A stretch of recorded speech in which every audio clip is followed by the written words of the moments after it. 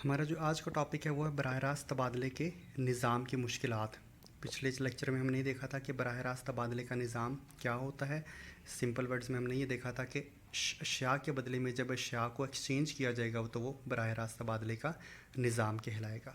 اب بعد میں ہم نے یہ دیکھا تھا کہ وہ سسٹم ختم ہو گیا تھا، اور اس کے بدلے میں پھر لوگوں نے کچھ ایسی چیزیں نکالی تھیں جو قبولیت عامہ کی جن کو حیثیت حاصل ہو گئی تھی، جن کو زر کا یا منی کا درجہ دے دیا گیا تھا۔ تو ہم پہلے دیکھ لیتے ہیں کہ یہ ضرورت کیوں پیش آئی اور اس تبادلے کے نظام میں کون کون سی مشکلات تھیں۔ پہلا تو مسئلہ یہ ہے کہ ضروریات کی دو طرفہ مطابقت کا فقدان، کہ ضروری نہیں کہ جو چیز میرے پاس ہے اور میں اس دوسرے بندے کو وہ چیز دے کے اس سے وہ اس کی والی شے کو خریدنا چاہوں، تو ہو سکتا ہے اس کو میری شے کی ضرورت ہی نہ ہو۔ فار ایگزامپل میرے پاس گندم ہے، دوسرے کے پاس چاول ہے، میں چاہتا ہوں کہ گندم دے کے اس کے بدلے میں چاول اس سے خرید لوں، لیکن ہو سکتا ہے اس کو گندم کی ضرورت ہی نہ ہو، یا اس کے پاس گندم کسی اور طریقے سے ایکسچینج ہو، کتنی زیادہ آ گئی ہو کہ اس کو مزید گندم کی ضرورت نہ ہو۔ تو ضروریات کی دو طرفہ مطابقت کا فقدان، کہ دونوں طرف ایکسچینج کی پاسبلٹی بن رہی ہے کہ نہیں بن رہی، تو یہ پہلا مسئلہ اس کے اندر آ رہا تھا۔ ڈیٹیل میں آپ اس پیراگراف کو پڑھ لیں گے۔ دوسرا جو ایشو آیا وہ تھا مشترکہ پیمانہ قدر کا فقدان، کہ آج کل کو تو ہم دیکھتے ہیں نا کہ کس طرح سے ہم چیزوں کو تول کے کوئی ایکسچینج کر لیتے ہیں، تو اس ٹائم کیا تھا کہ کوئی ایک اسکیل نہیں تھا، کوئی ایک پیمانہ نہیں تھا جس کے بدلے میں ہم ایکسچینج کر سکیں کہ کتنی ایک چیز کی کوانٹٹی کے بدلے میں دوسری چیز کی کتنی کوانٹٹی ہونی چاہیے۔ جیسا کہ ہم اگر سمپل ورڈز میں بولے تو وہ کیا کرتے تھے، 1 کلو گندم کے بدلے میں 1 کلو چاول کو ایکسچینج کر لیتے تھے، لیکن اگر ہم آج کل اس کی منی میں ٹرانسفر کریں تو 1 کلو چاول کے بدلے میں ہم 3 کلو گندم خرید سکتے ہیں۔ تو اس ٹائم یہ میئرمنٹ کی کمی ہوتی تھی، تو بھی لوگوں کو بہت زیادہ مسئلہ آتا تھا، یا جس کے پاس اگر کوئی جانور ہیں جس کسی کے پاس، تو اس کو پھر وہ مشکل ہوتی تھی کہ کتنی میئرمنٹ کے بدلے میں اس کو کتنی چیز ملے گی، کہ پورا جانور اس کو وہاں پہ دینا پڑے گا، تو اس کے بدلے میں پھر وہ چیز زیادہ بنتی تھی، تو اس کو تو اتنی ضرورت ہی نہیں ہوتی تھی۔ تو مشترکہ پیمانہ قدر کا فقدان، کہ آپس میں دونوں طرف کتنی کوانٹٹی ایکسچینج کی جائے، اس کی بھی پاسبلٹی نہیں بنتی تھی۔ تو یہ دوسرا مسئلہ تھا۔ تیسرا مسئلہ یہ تھا کہ اشیاء کی عدم تقسیم پذیری، کہ کچھ اشیاء ایسی تھیں جو تقسیم نہیں ہو پا سکتی تھیں۔ جیسا کہ ابھی میں نے پچھلی والی ہیڈنگ میں بھی ایگزامپل دی کہ اگر آپ کے پاس کوئی جانور ہے، لائف سٹاک ہے، ایک بندہ ہے اس کے پاس صرف گائے ہی ہیں اس نے رکھی ہوئی، اور اس کو گندم کی، چاول کی، کپڑوں کی، مختلف اشیاء کی ضرورت ہے، تو وہ کیا کرے گا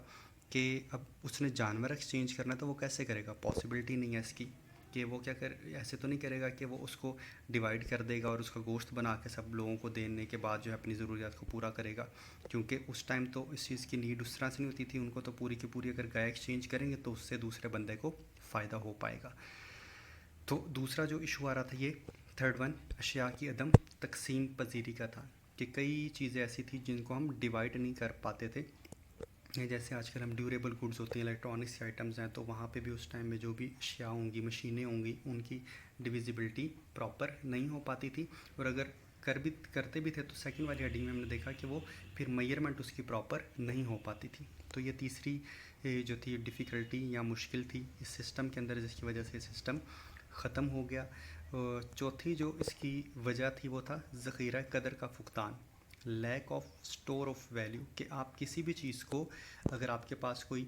سبزی ہے یا کوئی اس قسم کی چیز ہے، پھل ہے، فروٹ ہے، گوشت ہے، تو اس کو آپ زیادہ لمبے عرصے تک جو ہے وہ ذخیرہ نہیں کر سکتے تھے، تو چیزیں زیادہ جلدی خراب ہو جاتی تھیں، تو ان کے ایکسچینج بھی ایک لمیٹڈ ٹائم تک ہی پاسبل ہوتی تھی، اس کے بعد جو چیزیں ایکسچینج نہیں ہو پاتی تھیں۔ تو یہ فورتھ جو تھی اس کی مشکل تھی اس کے اندر، یا اس کا مسئلہ کہہ سکتے ہیں اس سسٹم کا تھا۔ پانچواں ہے دولت کی نقل مکانی کا فقدان، کہ ٹرانسفر آف ویلتھ بھی اس کے اندر پاسبل نہیں ہوتا تھا، یا اگر آپ نے ایکسچینج کرنا ہے تو ہو سکتا ہے کبھی کبھار کہ آپ کو وہ چیز آپ کے گاؤں میں نہ مل رہی ہو، یا اس علاقے کے اندر نہ پائی جاتی ہو، اور آپ کو دور دراز کے علاقوں میں جا کے اس کو ایکسچینج کرنا ہو، تو پھر کافی سارے جو چیزیں تھیں ان کی نقل مکانی اس ٹائم میں، کیونکہ میڈیم آف ٹرانسپورٹیشن نہیں تھے، تو اس ٹائم بہت زیادہ مشکل تھا کہ آپ ایک علاقے سے نکل کے دوسرے علاقے میں جائیں، یا اس چیز کو ڈھونڈیں، تلاش کریں کہ کہاں سے ہمیں اپنی مطلوبہ مقدار میں چیز مل سکتی ہے۔ تو دولت کی نقل مکانی کا ایک پوائنٹ جو ہے وہ بھی اس کے اندر آ رہا تھا اس کی مشکلات میں اضافے کے لیے۔ چھٹا جو تھا ڈیفیکلٹی ان ڈیفرڈ پیمنٹس، ادھار والا جو سسٹم آج کل ہمارے پاس رائج ہے، تو اس ٹائم میں ادھار والا سسٹم جو تھا وہ مشکل ہوتا تھا کہ آپ فیوچر پیمنٹس کے بدلے میں، کیونکہ اس ٹائم کیوں ضروریات کے اگینسٹ ضروریات پوری ہوتی تھی، تو آپ کو اسی ٹائم پیریڈ کے اندر ان ضرورتوں کو پورا کرنا ہوتا تھا. تو ادھار کے اوپر لین دین کا کوئی بھی تصور اس ٹائم نہیں تھا، یا اس کے سسٹم جو تھا وہ اس طرح سے ڈیولپڈ نہیں تھا، تو آپس میں لوگوں کے کلیشز ہو جاتے تھے یا لین دین کے اندر مسئلے مسائل آ جاتے تھے. تو یہ چھٹا پوائنٹ تھا، مطلب چھٹی مشکل تھی جس کی وجہ سے جو ہے وہ سسٹم ختم ہو گیا. ساتواں تھا حکومتی وصولیوں کے اصول میں دقت، کہ اگر حکومت چلانی ہے تو حکومتی جو وصولیاں ہیں، جیسے آج کل تو ٹیکسیز وغیرہ لگتے ہیں، کچھ بھی وصولی کرنی ہو تو پیسوں کی شکل میں حکومت کے پاس پیسے آ جاتے ہیں. تو اس ٹائم یہ بہت بڑا مسئلہ تھا حکومتوں کے لیے کہ کس طرح سے جو ہے وہ حکومت چلائی جائے یا ملک چلایا جائے، اور ان کو جو پیسے ملیں گے وہ کس صورت میں ملیں گے. اگر وہ ٹیکس لگاتے بھی تو جو جس نے مویشی پالے تھے وہ مویشی دے دیتا، جو گندم اگارتا وہ گندم دے دیتا، جو چاول اگارتا وہ چاول دے دیتا،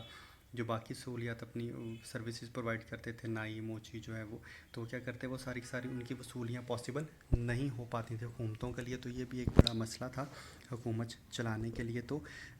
یہ جو سارے مسئلے مسائل ہم نے پڑھے ہیں، ساتھ اس کے علاوہ بھی کافی سارے پرابلمس اس سسٹم کے اندر موجود تھے، جس کی وجہ سے یہ سسٹم آہستہ آہستہ ختم ہونا شروع ہو گیا. تو یہ چیزیں تھیں کہ جس کی وجہ سے جو ہم نے سسٹم دیکھا کہ جو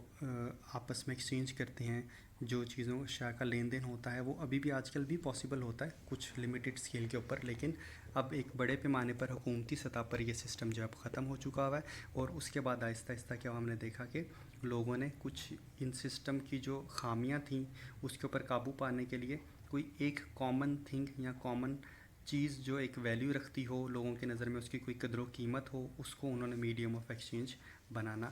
شروع کر دیا، اور اس کو ایک انہوں نے بینچ مارک بنا لیا کہ یہ چیز آپ دیں گے اور اس کے بدلے میں آپ اپنی ضرورت کی کوئی بھی چیز وہاں سے لے سکتے ہیں. آسانی کے لیے میں آپ کو صرف یہ کہتا ہوں کہ جو گولڈ تھا، جو سونے کے سکے تھے، یہ مطلب ایک پرومیننٹ چیز ہے، یہ آپ لوگوں کے بھی نالج کے اندر ہوگا کہ ان کو استعمال کرنا شروع کر دیا. سونے یا چاندی کے سکوں کو ان کو انہوں نے استعمال کرنا شروع کر دیا، اور یوں زر جو تھا وہ اپنی اس نے شکل تبدیل کیا، ایوالو ہوا، اور ایک نئی چیز آئی جس کو لوگوں نے ایکسیپٹ کیا، اور اس کے بدلے میں اشیاء کا تبادلہ پاسبل ہونا شروع ہو گیا. ٹھیک ہے، تو یہ ایولیوشن آف منی کیسے ہوئی، زر کا ارتقاء کیسے ہوا، کن کن سٹیجز سے گزر کر آج کل جو ہمارے پاس کرنسی نوٹس ہیں اس کی شکل کے اندر یہ زر ہمارے پاس آیا. تو انشاءاللہ اس کو ہم نیکسٹ ٹاپک میں ڈسکس کریں گے.